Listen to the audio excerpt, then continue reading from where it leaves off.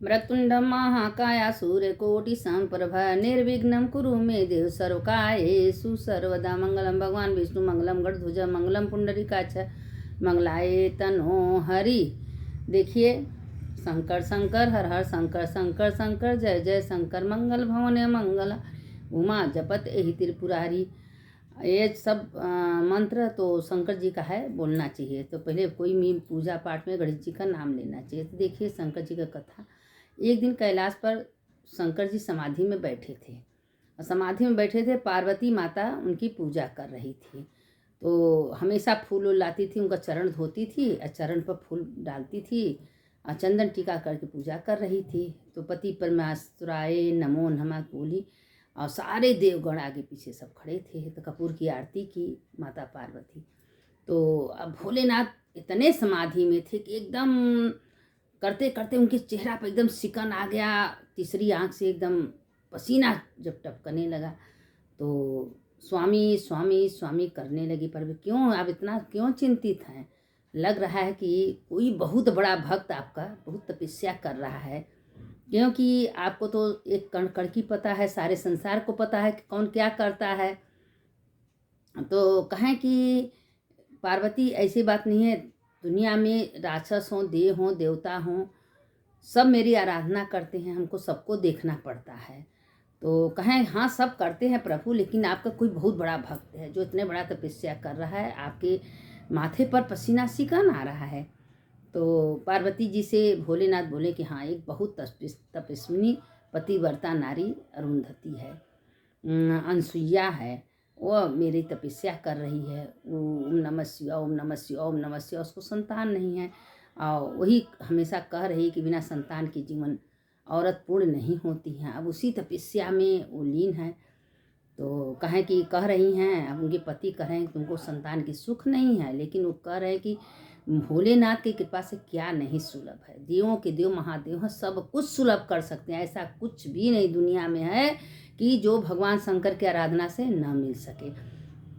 अब उनको विश्वास है और एक हफ्ता से न दाना न पानी, बिना दाना पानी का बैठ के पत्थर के ऊपर ओम नमः शिवाय ओम नमः शिवाय। उनके पति इतना समझा रहे हैं कि अनसुईया हट छोड़ दो। वो कहे नहीं स्वामी आप तो हमको जानते हैं, आज अपने पति के सिवा आज तक हम कभी मन से तन से किसी को नहीं देखा है, हमको पता है अनसुईया, लेकिन तुम्हारे भाग में हमारे भाग में पुत्र का जोग नहीं है। कहे नहीं भोलेनाथ की कृपा से सब कुछ हो सकता है। अब वो आँख उनके एक हफ्ते से न दाना न पानी ओम नमः शिवाय न करते, उसमें शंकर जी आए। कहे बोलो माता अनसुईया क्या चाहिए? कहे प्रभु हमको पुत्र के आशीर्वाद दे दीजिए। तो कहें कैसे पुत्र? कहें आप ही जैसे पुत्र हो। तो कहें हमारे जैसे दूसरा कोई हो नहीं सकता। ठीक है हम ही तुम्हारे घर आएंगे। तो ये सब देखिए भगवान जो परीक्षा ले, ब्रह्मा विष्णु महेश आए थे, तो ये सब भगवान का लीला है। भगवान आए वो अपने शक्ति से छोटे बालक बना दी, छोटे बालक बन के झलुआ में झुला रहे थे, अपना स्तनपान कराए, फिर उसके बाद पालन पोषण की। अब ब्रह्मा विष्णु महेश को अपने पुत्र के तरह पालने लगी, अपना पुत्र समझ ली। भगवान जब उनके पति आए तो अपने देखे तो कह रही भगवानों का तो बालक बना दी हैं। तो देखिए उनको सुख मिल गया, पुत्र का सुख मिला, पुत्र का पालन पोषण की। अब भगवान कहें जब जब जरूरत तब तब माता हम आएंगे, आज हम आपका द्वितीय हैं और आप ही मेरी माता हो। बताइए जो देवों के देव ब्रह्मा विष्णु महेश का माता बन जाए उसके लिए क्या सुलभ है। तो अब उसी समय भगवान चले गए कैलाश पर। तो जब कैलाश पर गए तो पार्वती माता से कहने लगे कि देखो पार्वती, दुनिया में जो भी मेरा आराधना करता है, मेरा जप करता है, मेरे याद करता है, मेरे उसका इच्छा का पूर्ति हम करते। इसलिए देखिए ब्रह्मा जी एक दिन बैठे थे, नाराज हो गए। ब्रह्मा जी कहें देखिए प्रभु हम सृष्टि करना बंद कर देंगे, हम कुछ नहीं करेंगे। आप हमेशा सृष्टि के विरुद्ध क्यों चलती हैं? बिना मांगे सब कुछ सबको क्यों दे देते हैं? आप सोचते भी नहीं है क्या देना है क्या नहीं देना।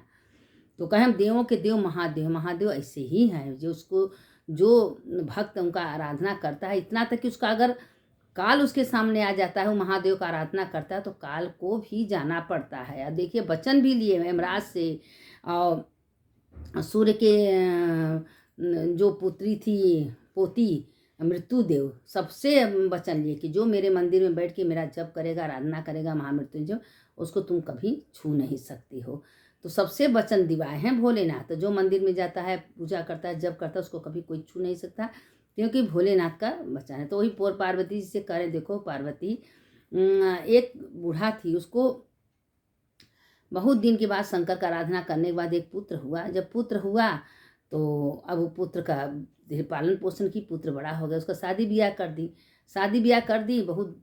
जब शादी ब्याह करने के बाद वो पुत्र को भी एक पुत्र हुआ। पुत्र होने के बाद ऐसे जगह गए कि ऐसा घटना घटी। देखिए, जब पुत्र का सुख नहीं होता तो बीच में पुत्र छोड़ के चले जाते हैं, और ऐसने बहुत बड़ा तूफान में दोनों पति पत्नी मर गए। अब वो पोता बचा, कहे मेरा बेटा बहू तो मर गए, मेरे पास तो कुछ नहीं है, अब हम यही पोता को पालेंगे पोसेंगे, इसी के निधि उठेंगे, यही मेरा सहारा बनेगा। अब उसको कहानी एक से एक कहानी सुनाती थी। कभी गरुड़ पुराण का, तो कहीं भागवत का, तो कहीं रामायण का, तो कहीं शिव पुराण का, एक से एक कथा उसको सुनाती थी। और जब उसके बगल में सोता था तो उसको सब कथा कहानी सुना के तब वो सोता था, और बड़े प्रेम से कथा अपनी दादी का सुनता था। सुनते सुनते सुनते सुनते एक दिन बड़ा हुआ तो कहे, दादी दादी हमको स्वर्गलोक देखना है। तो दादी बोली कि बेटा, स्वर्गलोक ऐसे कोई नहीं जाता है, जब बहुत पूरी आत्मा होते हैं, जब आत्मा तो वो स्वर्ग जाते। कहे नहीं दादी हमको देखना है।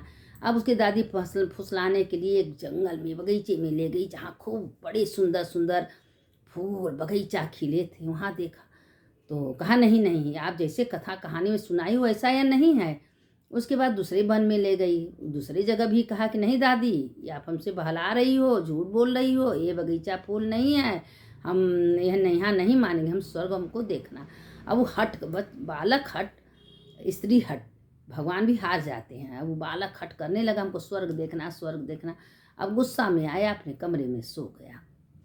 सोने के बाद अब वो, क्योंकि बचपन से उसकी दादी इतनी ज़्यादा संस्कार भगवान शंकर के प्रति भर दी थी, उसको शंकर के सिवा कुछ दिखता नहीं था। सोने में भी ओम नमः शिवाय जप करता था, और कैलाशपुरी में सब स्टोरी उससे बता दी थी। अब सोने में शंकर जी आए, कहें बेटा तुमको स्वर्ग जाना है? कहें हाँ। कहें स्वर्ग ऐसे लोग नहीं जानते हैं, स्वर्ग में बहुत खर्चा लगता है। कहें ठीक है, अपने दादी से मांग लें। कहें नहीं, ये पैसा वैसा स्वर्ग में नहीं चलता। कहें स्वर्ग में क्या चलता है? कहें स्वर्ग में अच्छे कर्म चलते हैं। जो तुम अच्छे कर्म करोगे, दान करोगे, पुण्य करोगे, मंदिर जाओगे, जप करोगे, पूजा करोगे, सत्संग करोगे, वही जब तुम्हारा इकट्ठा अच्छा पुण्य होगा तब तुम स्वर्ग में जाओगे। तो कहे ठीक, हम तुमको एक डिबिया दे रहे हैं, अगर तुम अच्छे कर्म करोगे तो ये डिबिया तुम्हारा भरता जाएगा, अगर अच्छे कर्म नहीं करोगे तो तुम्हारा डिबिया खाली हो जाएगा। अब उसका जब नींद खुला, सवेरे उठा तो देखा डिबिया सचो पड़ी। बड़ा खुश हुआ, कहे दादी दादी अब आपको चिंता करने की ज़रूरत नहीं, हम स्वर्ग में जाएंगे। अब गया तो उसकी दादी एक सोने की मोहर दी, कहे बेटा तुम ले लो, जो तुमको करना है करो। आगे गए, एक ब्राह्मण था, वह बहुत भूखा था, रो रहा था। तो उसने आते हुए अपने गुरु को देखा, तो सोचा कि अगर हम दान कर देंगे तो हमारे गुरु जब देखेंगे तो हमको बहुत खुश होंगे, कि नहीं बेटा तो संस्कारी है भाई, सबका मदद करता है। अब उसको क्या किए, को सोने का सिक्का दे दिया। देने के बाद बूढ़ ब्राह्मण खुश हुआ, और गुरुजी भी उसको हाथ फरसाए, बहुत अच्छे, तुम बहुत अच्छा काम किए। अब उसके बाद देखा तो डिबिया खाली।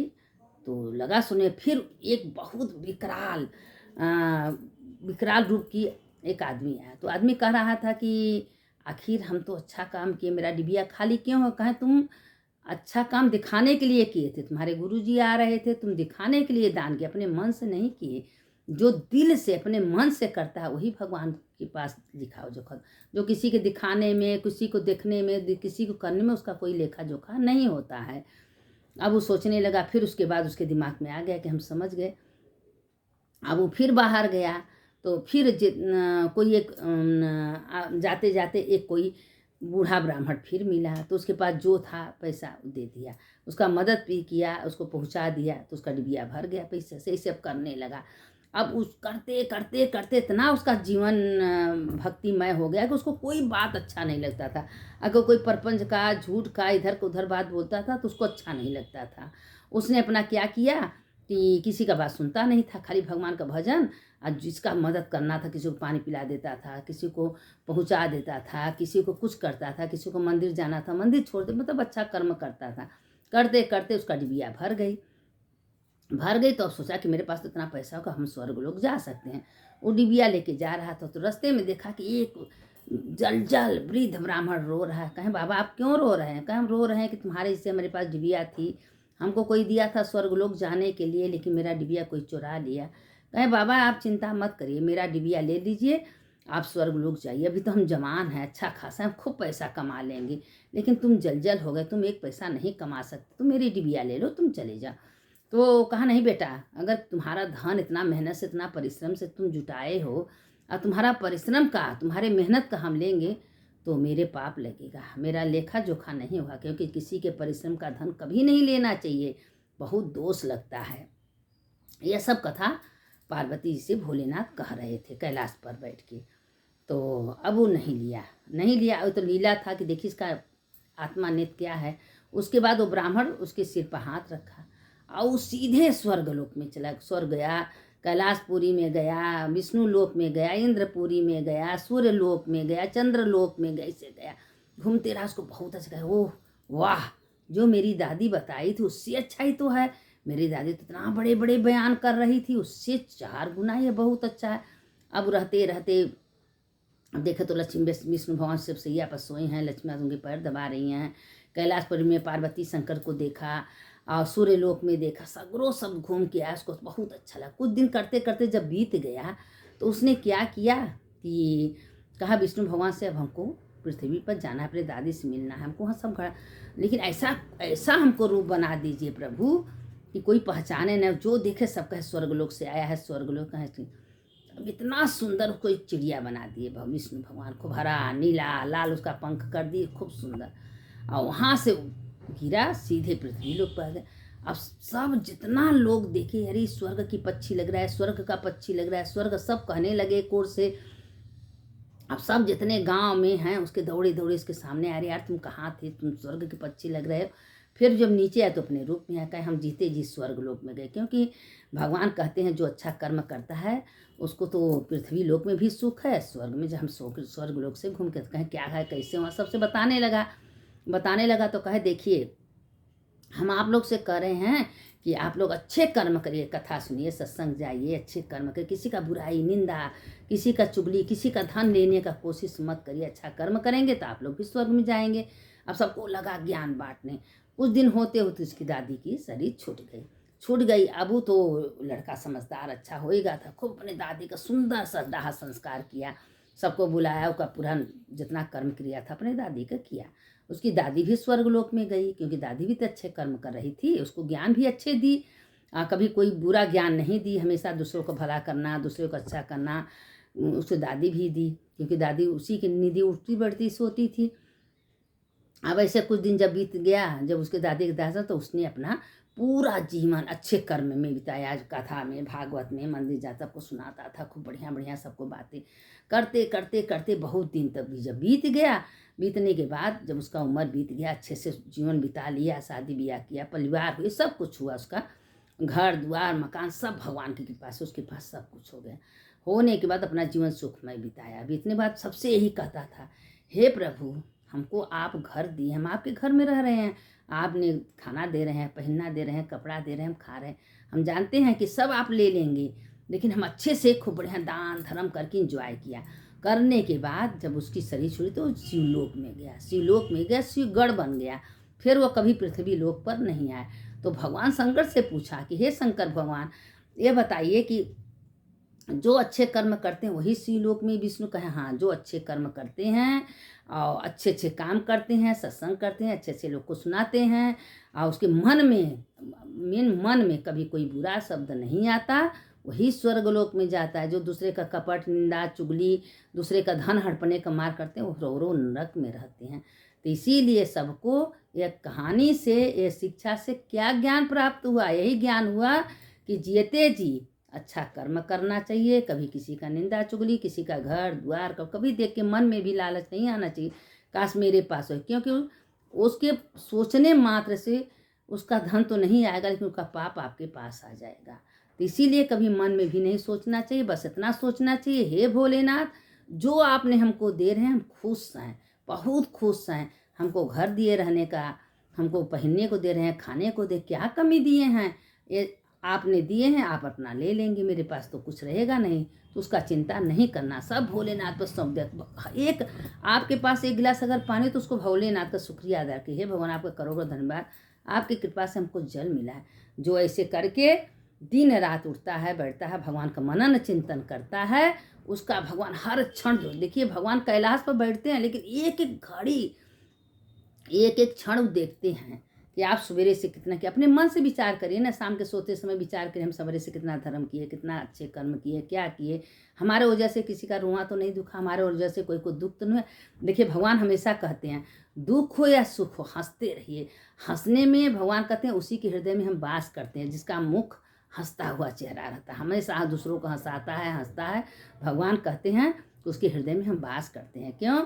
कि हमको मुंह बनाए हुआ आदमी या मुंह फुलाना आदमी, जिसके चेहरे पर हंसी ना, वो हमको नहीं पसंद है। तो इसीलिए कहते हैं आप दुख हो आपको खुश रहिए, हंसते रहिए, अब भगवान आपके ऊपर कृपा करेंगे। सुनने वाले का तो जय होता है, सुनाने वाले का भी जय होता है। इसीलिए आप लोग से कहते हैं दूसरों को भेजिए, लाइक करिए, सब्सक्राइब करिए, दूसरों को भेजिए, दूसरों को सुनाइए, खूब सुनिए। इतना कथा लोग आप सुनते रहिए, सुनते रहिए, एक दिन भोलेनाथ सबका कल्याण करेंगे। शंकर शंकर हर हर शंकर शंकर शंकर जय जय शंकर, मंगल भवन मंगल हारी, उमा जपत एक त्रिपुरारी। हर हर महादेव शंभो, काशी विश्वनाथ गंगे, माता पार्वती संग। सुनने वाले की जय हो, सुनाने वाले की जय हो।